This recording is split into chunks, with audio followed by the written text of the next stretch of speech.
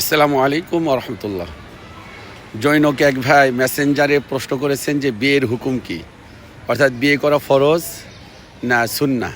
দেখুন, বিয়ে অত্যন্ত গুরুত্বপূর্ণ একটি অধ্যায়, গুরুত্বপূর্ণ একটি বিষয়। আল্লাহ পাক কোরআন আল কারিমে বলেছেন যে ইয়া আইয়ুহান নাসু তাকু রাব্বাকুমুল্লাযী খালাকাকুম মিন নাফসিন ওয়াহিদা।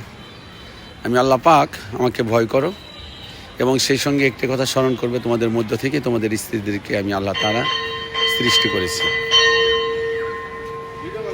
তো আমরা যে বিষয়টা আপনাদের সামনে উপস্থাপন করতে যাচ্ছি তা হলো যে বিয়ের হুকুম হলো প্রথমত হলো ফরজ, আবার কেউ বলেছেন এটি হলো ওয়াজিব, আবার কেউ বলেছেন সুন্নাহ, আবার কোনো কোনো ক্ষেত্রে হারাম।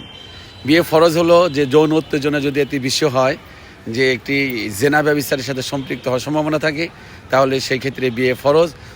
আবার ওয়াজিব হলো যদি তার এরকম হয় যে অ্যাবিলিটি আছে তার সংসার চালানোর, সেই সঙ্গে তার যৌন উত্তেজনাও যথেষ্ট রয়েছে, তাহলে সেই ক্ষেত্রে ওয়াজিব। স্বাভাবিক ক্ষেত্রে সুন্নাহ।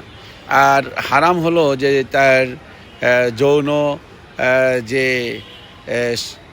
আল্লাহ পাক যে মানুষকে যে শাহওয়াত দিয়েছেন, অর্থাৎ আল্লাহ পাক যে স্বামী স্ত্রীর সঙ্গে সুসম্পর্ক করার জন্য আল্লাহ পাক যে তাকে সেক্স দিয়েছেন, সেটি যদি না থাকে তাহলে সেই ক্ষেত্রে বিয়ে করা হারাম।